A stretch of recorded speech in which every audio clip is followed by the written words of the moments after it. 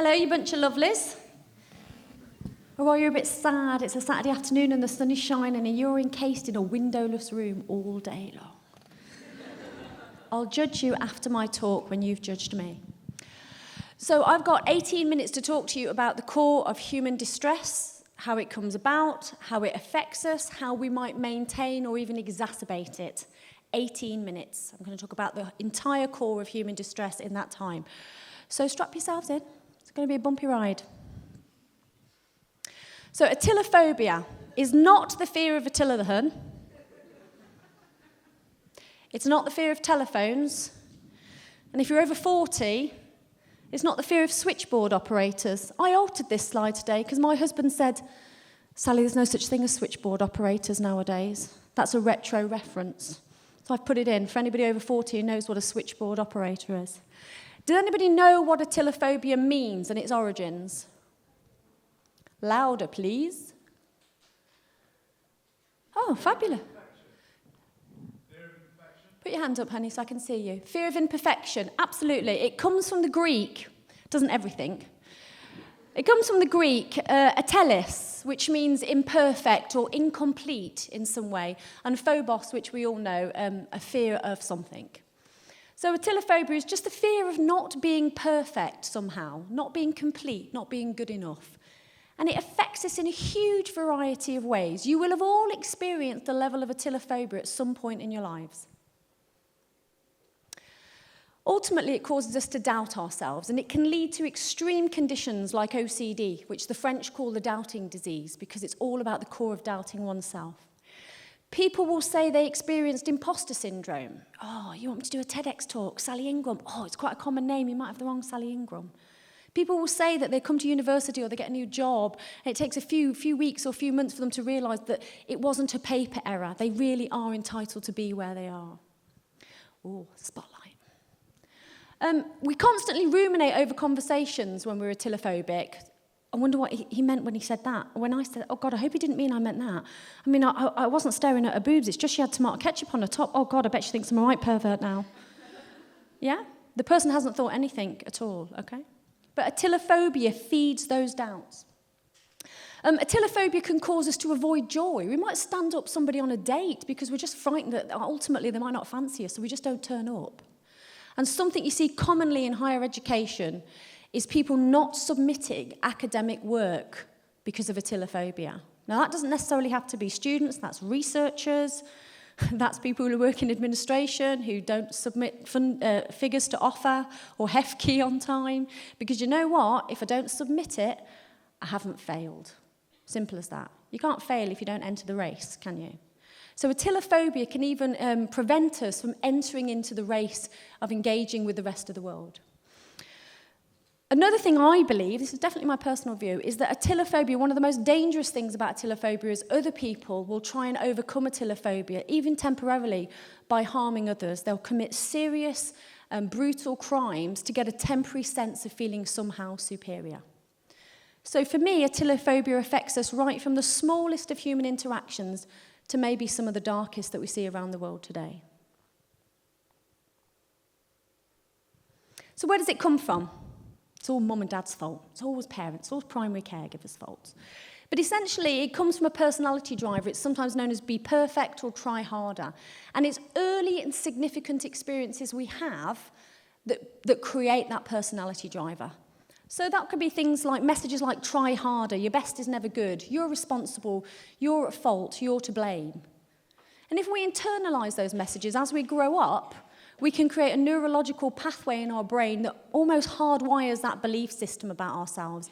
That if something's not okay or seems to be not okay, I must be at fault. Somehow you define it as you're responsible for that problem. The other thing people experience a lot, we call them 3% caregivers in psychotherapy. Does anyone know what a 3%er parent is? Has anyone heard that expression before?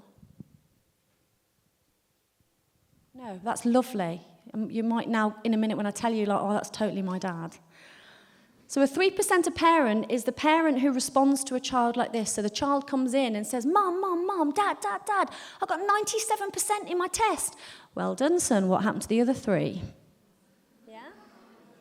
Oh, don't worry, there'll be group therapy in the lobby afterwards. Yeah? The child is looking for an acknowledgement that they are good enough. And in that moment, a parent whose motivation is deeply pure, which is, darling, that's brilliant, but there's another 3 you could have grasped, and I want you to grasp every bit of life. That's lost in the moment, and actually what some people describe is that kind of moment of joy and achievement being squished by what happened to the other 3%. Other messages we get come from large institutions like Durham University, which has one of its straplines as excellence as standard. Well, you know what, Durham, how about standard as standard? Yeah? If it's standard, can we just call it standard? You can Google stalk me if you want to know who I am, but I used to work at Durham till about a year ago. I wasn't sacked or anything. I left of my own free will. And I now work at Newcastle University, but maybe not after today. But I was always on at the media team about excellence as standard, and what that message that said to people who had atelophobia vulnerability is, what are you saying? Think about the message you're saying. I love excellence as standard as in what I'm going to give you as a student or you as an audience, but I want standard as standard. I want people to live in a position where what they produce is good enough. Okay? Just good enough. That's all I'm asking for, yeah?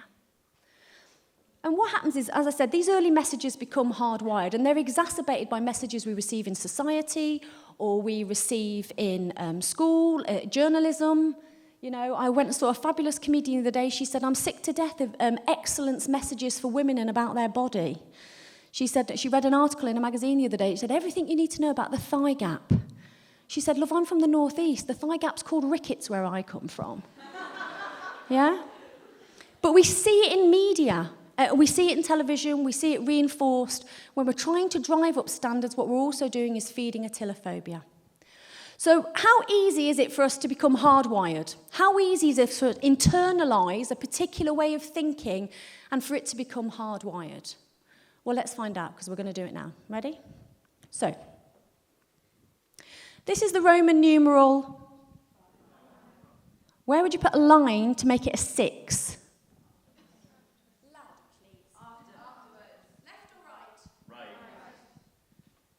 Like that? Okay. So you've experienced a problem and you've solved it. And in doing so, your brain has created a neurological pathway. Okay? Just like a scratch on a record, for those of you that know what a record is.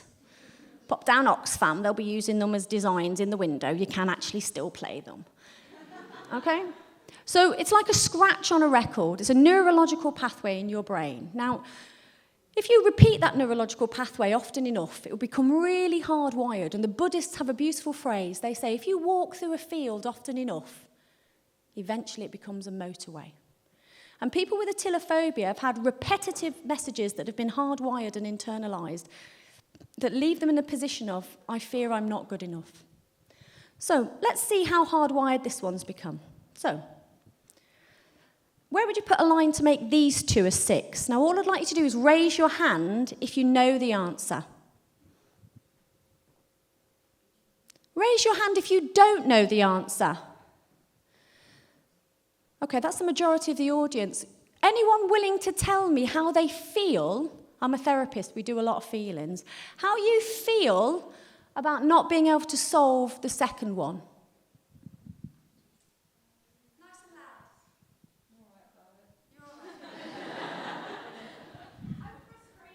Frustrated.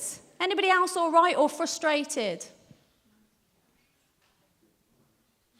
We're going to do the British 5 seconds of silence. The average Brit can't stand more than 5 seconds of silence before they say something. So for the international students here, it's going to be a long wait for you guys. Any other feelings that you're getting about not being able to solve it? Slightly embarrassed? Okay. So people with atelophobia, they're freaking out a little bit. They're like, hang on a minute, I still can't get it right, I still can't get it right, I still can't get it right. Okay? Okay. It's just a parlour trick. I can play with your brain all day with those. You could see me in a pub on a Friday night with a beer mat and a pen, and I could just mess with your brain all day. But the point I'm making is, do you see how easy it is for you to hardwire a particular belief system or problem-solving pattern? Okay, it's that easy. So when you've received these early messages repetitively through significant caregivers or significant experiences, they're going to get to the point where you literally are in a situation where something very simple that is within your control feels beyond it, that is within your ability feels beyond it, even though all the evidence says, do you know what, you can spell the word 6, because you can, yeah? So once we're in this problem, and the reason I've showed you that is because I want you to experience normalization. Okay, so you're not faulty or broken if you've got atelophobia. The brain's quite lazy. Your brain was very lazy just a minute ago. You went, oh, if I put a line there, what about there? And you said to the brain, could you have another look, because that solution's not working? And the brain went, yeah, hang on a minute, I'll have a little look for you. No, I ain't got anything else, that's it. And you're like, well, she's shoving a mic in my face, could you double check again? Yeah, all right, I'll have a quick look for you. Nah, I definitely ain't got nothing else for you, soz. Obviously, my brain is a cockney, but the brain is quite lazy. It gives you the easiest, most default response. So with atelophobia, what we have to do is try and undo some of that hardwiring. And that's quite difficult because when people have atelophobia, they often respond by using coping strategies that aren't particularly healthy or helpful. So you'll know the difference between healthy and unhealthy coping strategies, and if you don't, and if you're not sure, there's always a really nice, neat divide. A healthy coping strategy is one that makes you feel good, that alleviates the stress or distress that you're experiencing. An unhealthy one is one that is short-lived and ultimately leaves you feeling guilt or shame about the coping strategy that you engaged in. Okay? So my dad's coping strategy is that he loves running. Okay, he's 73 years old and he's going to run the Great North Run this year. He doesn't feel guilty and shamed after he's been out for a run. When I buy a handbag that I can't really afford, but it temporarily makes me feel a bit better, I feel great for about half an hour, and then I get home and think, that's an obscene amount of money to spend on a handbag. But don't worry, one of my husband's children will snarfle it, and that's how I salve my conscience on that. But an unhealthy coping strategy, and we all have them, and it's anything that you do that is going to harm you and leave you feeling guilt or shame afterwards. And a lot of people with atelophobia will choose those quick fix, those kind of junk food-esque type coping strategies. And they'll do that because what they're trying to do is satisfy what Jan Sutton called the 8 C's. So she talks about the 8 C's of self-harm, and she says when people choose an unhealthy coping strategy, an unconscious choice, by the way, so today is about raising our consciousness to allow us to make choice. If something's conscious, you have control over it. And she said when people are engaging in an unhealthy coping strategy, they're trying to meet the demands or the motivation of one or more of the 8 C's. I don't know if you can see these very well. Can you see them? No, okay, I'll read them out. So cleansing, confirmation of existence, creating comfortable numbness, chastisement, communication, coping and crisis intervention, calming and comforting, and control. Okay? So when somebody drinks to excess, which C do you think they might be operating? Comfortable numbness. In fact, there's a song about creating comfortable numbness, isn't there? Yeah? For the right generation, Scissor Sisters for you lot. For anyone over 40, it was, what was the band ages ago? Pink Floyd, thank you very much. That's my husband at the back shouting Pink Floyd at me. I hope it was, anyway. Some bloke there going, I don't remember that. Jesus, I'd had a lot to drink. It's all right, I'm very good at getting divorced, don't worry. Comfortable numbness. So if you use alcohol to cope with atelophobia, what you're trying to do is create a comfortable numbness, yeah? If you are behaving in extreme and histrionic and dramatic fashion, what C might you be engaging in? Trickier one. What do you reckon? Outlandish or attention-seeking behaviour? Potentially confirmation of existence, and also communication. I exist and I've got a problem, pay attention to me, yeah? So I'm here and I exist and I want the world to help me, yeah? And so what Jan Sutton says is if for you as a person, if you experience atelophobia, spot it, identify it, and make a choice about whether you want to see it as a Roman numeral or whether you can see it differently as letters. Is there a different perception you can have about that experience? If you're using an unhealthy coping strategy, try and identify the C that is motivating your behaviour. Because within a few minutes of identifying it, you get a choice, With conscious awareness, you have a choice. There's a fabulous phrase by a man whose name has totally eluded me, who said, between stimulus and response, Viktor Frankl, between stimulus and response is a moment to choose.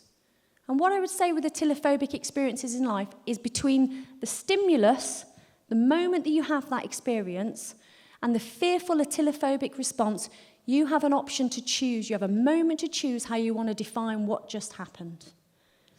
And what I would say is the key thing to take away from today is it's not about whether you are or aren't good enough. It's only about the fear. The elephant in the room is the fear about not being good enough. Not being good enough is all right. It's the fear that will get you into trouble. Thank you very much.